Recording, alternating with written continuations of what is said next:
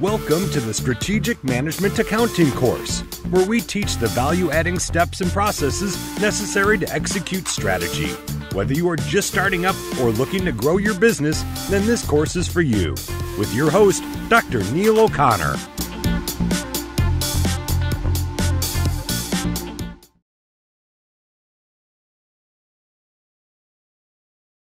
So what is the origin of control problems? DHL, okay? You can always trace the origins back to DHL. And what we did in the first few weeks was to think, well, if we have an out-of-control situation, then it may be due to direction, hard work, or limitations. And in most cases, it's always a combination. It's never just one only. It could be a combination of two or a combination of all three. And I think you also learned that one way to avoid the control problem is to do what? Have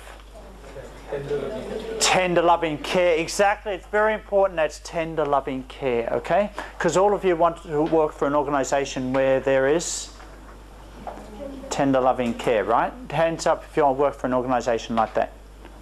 Yeah, I can see you want to be looked after and cared for, I understand. Okay, so, and if you don't have this, then you need RAP, results, actions, personnel control. So it's very important we continue that theme, and as we go through the new information today, which is Financial Responsibility Centers and a Transfer Pricing Problem, which is Chapter 7 of your textbook, you will notice that, oh, there's a bit of overlap with RAP and the DHL, but hang on, is this new or is this overlap or is this a new way of looking at the same problem? So we want to bring clarity to that as we add some new concepts for you to take away. And guess what? I don't want you to take away Chapter 7 or Chapter 8 or Chapter 9. Okay, you don't have to read Chapter 8 or Chapter 9. Put your hand up if you're happy with that.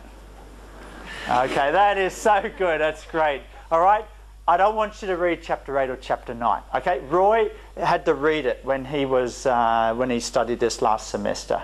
Okay, sorry about that, Roy. Okay, so let's. But here's what I want you to take. I want you to take away some pictures, because I think you'll remember these pictures. In 10 years' time, in 20 years' time, you will remember these pictures. You will remember the first one, because everyone, if you have a brain, I don't know if you feel like this or you feel like this in the morning. Hands up if you feel like this. Okay, hands up if you feel like this. Yeah, I know how you feel. Okay, all right. The first thing this morning I was thinking like that too, yes. All right, but we need to do some heavy lifting today. Okay, that brain, that picture stands for the first concept I want you to take away today, and that is knowledge transfer costs. Knowledge transfer costs. You can write that down, but it's whenever you think of knowledge transfer costs, I want you to think of that brain. Okay? And from now on, class, I want you to think of this brain. This brain is on a mission. Okay? This one, I don't know. All right, this brain's not on a mission, but this one is. This brain is, really working at something. All right. So we're talking about knowledge transfer costs. We're going to make clarity. We're going to bring clarity to that concept today. That's the number one thing we want to do in the first class this morning. All right. Number two, we want to look briefly at this gentleman here. And who do we have here? Do you know? Oh, come on, you don't know? How many of you know what Sarbanes-Oxley Act is? Quick, hands up, Sarbanes-Oxley. Some of you, half of you. We've got 50% know what Sarbanes-Oxley is. Sarbanes-Oxley is a result of Enron and several other companies that had collapsed at the start of this millennia. Yes? And that's a result of the parliamentarians back in the US, Sarbanes, another guy called Oxley. They came together and came up with this act. In other words, to double and triple preserve the accountability of CEOs, CFOs, as to the strength of the internal control system in the organisation that they are running, and all units underneath, even if they are on the other side of the world.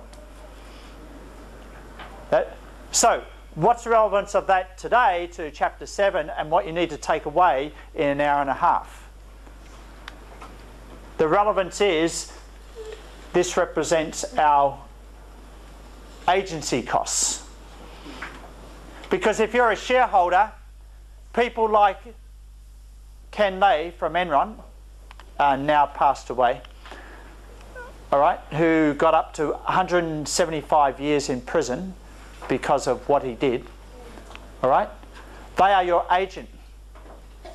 And as a shareholder, you don't get to see them every day, you don't get to monitor them every day, but your money is under their control because they can do what they want to either make your ship that you invested in larger so that it gets to the port that it says it's going to, or they can make it smaller and keep money for themselves. That, ladies and gentlemen, is what we're talking about with agency costs. So we have knowledge transfer costs. Number 2, agency costs. Number 3, we have a, what is this? A Porsche. This is not a Porsche. Melissa.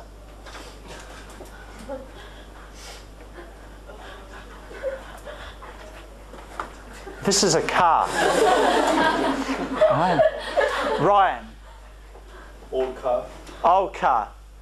Hang on. Before you say old car, how many of you watch The Mentalist on TV? Hands up. Okay. What does he drive? Haven't you seen, you watch it and you don't see him driving in a car? A blue colour old car. Yeah, a blue colour old car. He drives the same model as this. It's a Citroen. Okay, Simon Baker, the actor for Mentalist, he drives a Citroen like this. Okay, there's something special about this car that will be etched on your mind forever. Okay, at the end of today's session. Finally, before you leave today, we're going to look at transfer pricing. And here is a small cartoon that you're going to experience today. We're going to have a little game in the second half of today. Transfer pricing game. A negotiation game. And transfer pricing is about what? Balancing what? No. Balancing 4 different things. And you're going to understand what those 4 things are. Okay?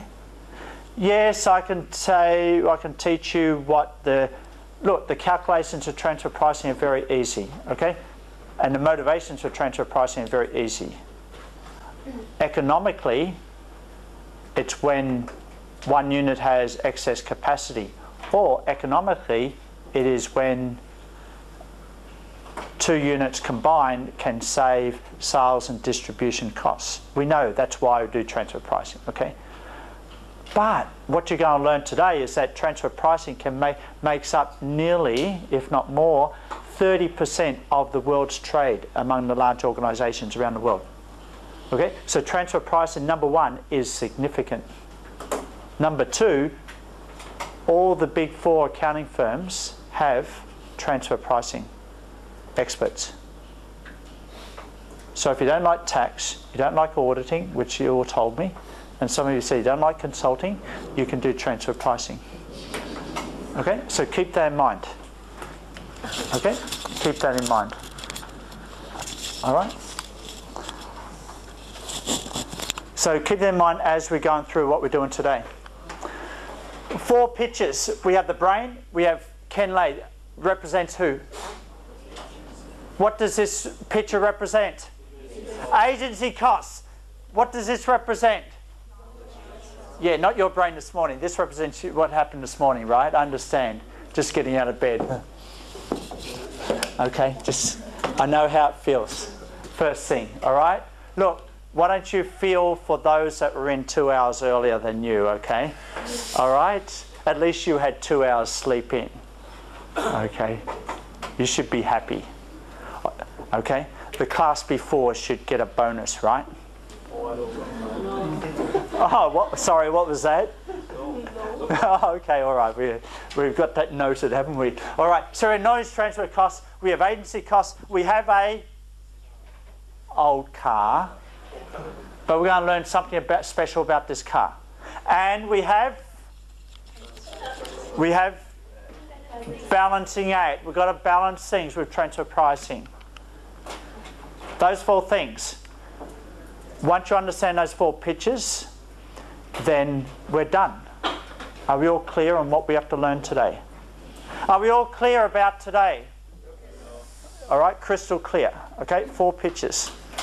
Once you know those 4 pictures, we're done. When we're done, we're done. Okay? Okay? All right. That's all. 4 pictures. I'm serious.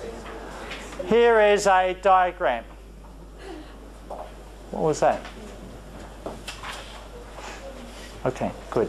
All right, here's a diagram. We have 1 box, 2 boxes. We've got lots of boxes. Very confusing, very intimidating. And do you memorize that? You take an iPhone photo of it so you can smuggle it into the exam? How do you prepare when your professor shows you something like this? Let me show you how. Let's break it down and make it easy for you. Okay? All right? We have part over here, we have a part over here. Let's just look at this side first. This side is all about the motivations for why we decentralize. It's why we decentralize. First of all, if we decentralize, then we need to worry about other parts of the organisation structure in order to preserve our DH&L. We're going to learn about that later, right? But decentralisation comes in response to managing which picture? There's only 4 pictures. It's either the brain, Kenley, the car, or... So decentralisation typically is a response to what? Pardon? No, agency costs tend to happen as a result of decentralisation. The brain, knowledge transfer costs. As knowledge transfer costs increase, then it's more likely you need to decentralise. Okay? The brain, okay? All right, just think of that picture of the brain. As it's more important for that brain, the larger the brain, that means the knowledge transfer costs, as they increase, then you need to decentralise. So the question becomes, what are knowledge transfer costs? What are knowledge transfer costs? Here's your chance, class, to participate. What are knowledge transfer costs?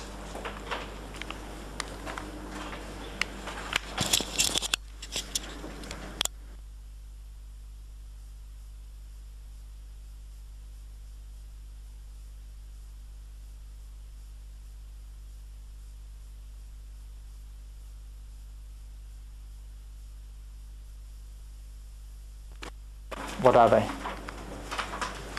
Knowledge transfer costs represent what?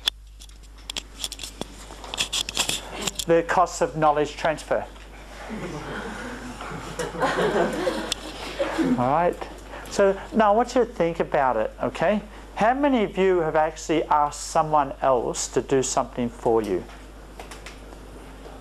Oh, seriously, don't you have a little brother or sister? Yes? How many of you got brothers or sisters? And you got little brother or sister? How many of you have asked them to do something for you? Come on, you have, haven't you? Yes, all right. And how many times have they done it in exacting perfection? Put your hand up. Put your hand up if they didn't do it perfectly. Yeah, okay. All right, so why you get someone to do something for you is so you can get bigger or smaller. You get bigger. Do bosses want to grow larger or smaller? Yes. Okay. And the larger and larger and larger they get, then we create a problem of knowledge transfer costs. Okay? Because now, if they want to, they get larger and larger and larger and keep control. How do you keep control?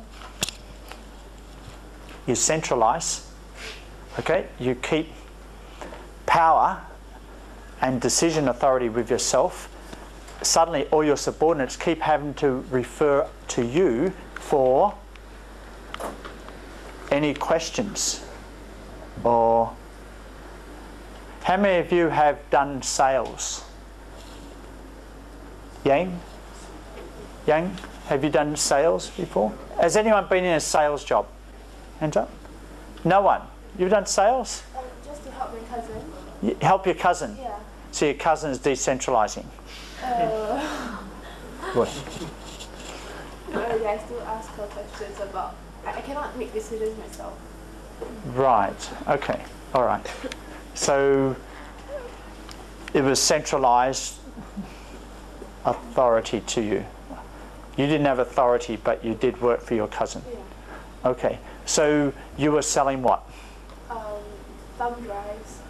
Thumb drives. Yeah. And then the customer may come and say, oh, look, your next door competitor is offering 10% less than you. Can you give me the same? Could you do that? No. Why? She has the ultimate authority. Yeah, so you didn't have authority. But you could ring her up, right, and say, oh, there's a customer here. Oh, we find out our competitors are 10% less than us. We're not going to sell any today if we don't change our price, right? That can happen. Think of the last day of the Computer Expo the other week. All right, all the prices go down 10% on the last afternoon of the day. And what if you have your own policy and you don't know this new information? That's a knowledge transfer cost. That's what I mean by knowledge transfer costs. Getting that new information and being able to act on it fast. People on the front end, sales, they get the information fast. But as in the case of Jolene, she didn't have authority. So she would have to refer back to the boss. Can you imagine you're a boss and you've got 1,000 people doing that? How can you manage? But you need to do that, right? Because you don't want 1,000 people to have authority. Why? Because they'll be out of what? Out of control. So you don't want to do that. You want to have what? You want to have control as you get bigger. So you have 1,000 people working for you, and now they're texting you, they're WhatsApping, they're calling you. Look, competition's changed. It's not like it's in Singapore, Malaysia is different, or here, or China, and that. And then what do we do? What do we do? What do we do? What do we do? And you get 1,000 what do we do's every day. How can you manage that? That's knowledge transfer costs. That's what we mean by knowledge transfer costs. What do we do? What do we do? What do we do? You get 1,000 of them every day. Do you think you might make a mistake as a boss? That's a knowledge transfer cost. You make a mistake. Do you think you might delay in getting information back to the front line in response to what do we do, what do we do, what do we do? Do you think it might be a delay? Because you've got to respond to the other 999 before you get to Jolene. You with me? That's a knowledge transfer cost. All right? I want you to think about that, because one day, Melissa, it could be you. One day, you might be the boss of a multi-billion-dollar organisation. All right? How would you feel? Overwhelmed. Yes, you might be. You will be. You would have to be. You would have to have lots of people working for you. Okay? And you're going to be on the yacht doing the deals. and you don't have time for this 1,000, what do we do, what do we do, what do we do every day? Okay? That's knowledge transfer costs. That's knowledge transfer costs. By the way, class, look, can you promise me one thing? All right? If you are in charge of a multi-billion-dollar company one day, all right, can you promise to hire me as your cleaner? Okay, I'll come and be the cleaner. That will be my retirement to work, all right, in your company. So just give me that promise if you get that company one day, all right? Knowledge transfer costs is that cost of managing knowledge. So why do organisations decentralise? Because these knowledge transfer costs get larger and larger and larger as a company gets larger and larger and larger. Knowledge transfer costs go up too. So we have to decentralise. So as soon as we decentralise, what happens? We want to decentralise because we want access to local information. We can't answer the, what do we do, what do we want to do? We can't answer 1,000 of them every day. We can't do that. We can't respond in a timely manner to 1,000 requests every day. All right? Maybe we want to focus management on specific aspects of what they have to do. Okay?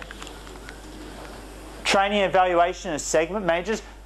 Until we give managers authority, they're not really going to be fully integrated in their training given.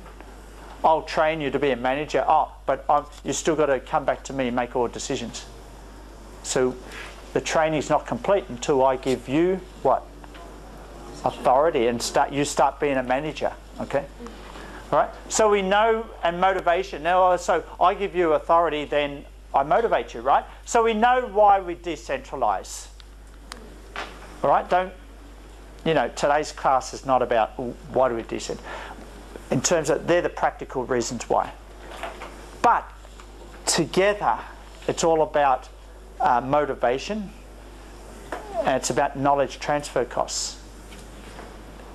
It's about motivation, direction, knowledge transfer costs. Motivation and direction. You can provide much clearer direction, faster direction. Knowledge transfer costs can be managed better if you decentralise. All right, 1, 2, and 3, really focus on the knowledge transfer costs. Okay, 4, 5, and 6, really focus on the direction and motivation. Okay, enhanced direction, enhanced motivation. Okay, I'm trying to relate this back to your DHL. But the new idea is knowledge transfer costs. I want to show you enhanced competition, of course. Well, that relates to more timely response and better access to local information. So one day, all of you are going to have lots of money to invest somewhere. So what do? You go shopping every Sunday to different properties in Singapore.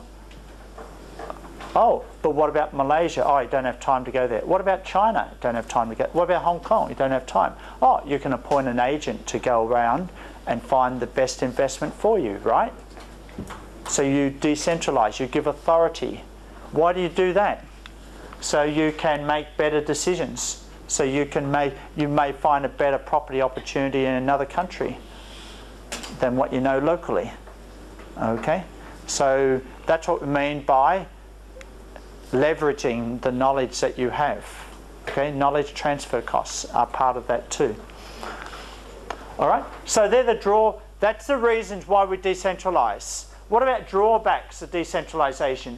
Well, basically, it's your D and H.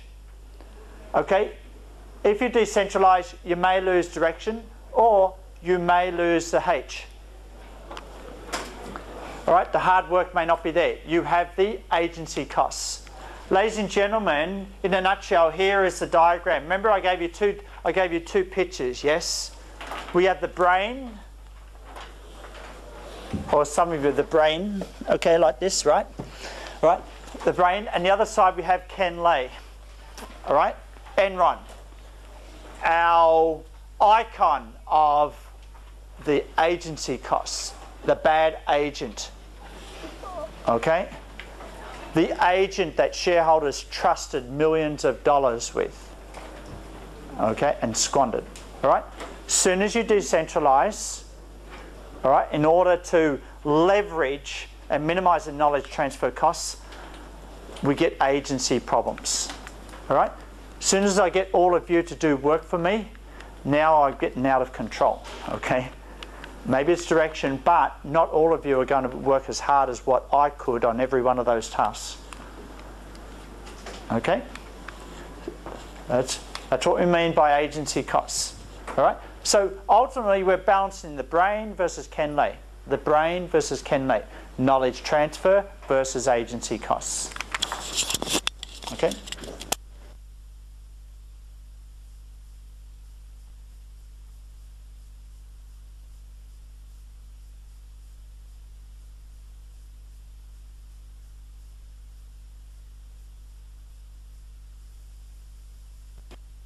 Let's keep moving on this most strange part of the talk this morning. We have the brain, we've got agency, got the brain represents knowledge transfer.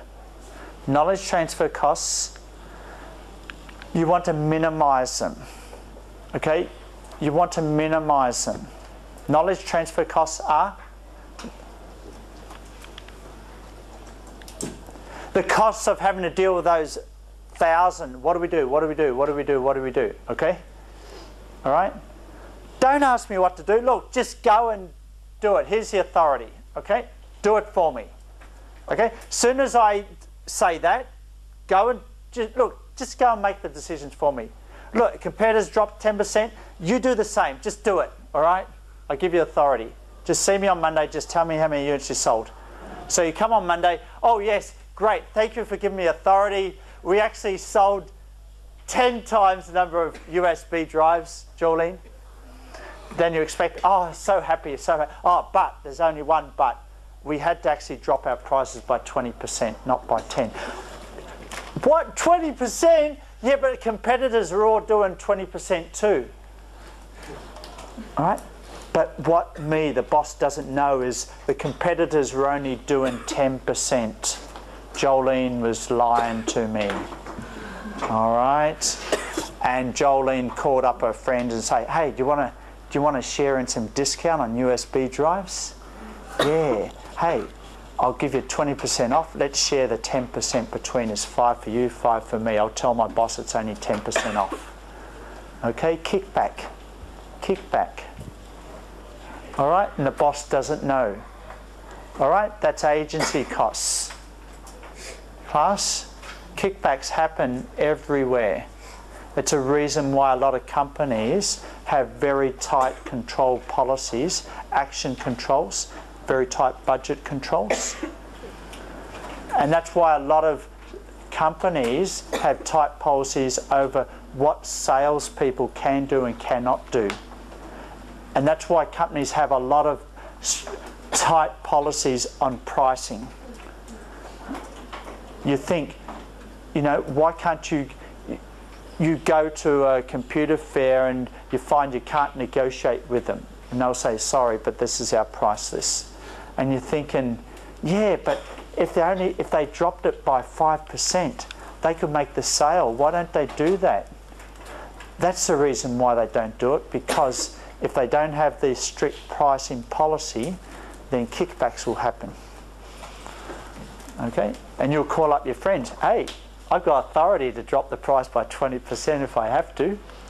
All right? You want some cheap hard drives or USBs? That can happen. So this is why companies have very tight policies over that. Kickbacks occur. All right? So we have the brain, we have Ken Lay. Are we clear with those two pictures? Hands up. Are we clear? Do we have clarity on that? Great, excellent. I'm so happy for you. So that's the one side. This is why. So under knowledge transfer costs, here are the items that actually increase knowledge transfer costs: size, competition, environmental uncertainty. That's positive. As they increase, you need to decentralize. Here are the potential areas that decrease knowledge transfer costs. If you can automate, if you can use technology like CCTV. By the way, how many of you are looking forward to your first job opportunity after graduation? Hands up. Only one person. Roy? Only one person. Unbelievable. What, you want to come back to class? You miss me. You miss my class. I understand. All right. So, just think your first job, and there are CCTV cameras everywhere in the office. How would you feel? Who would like to work in an office like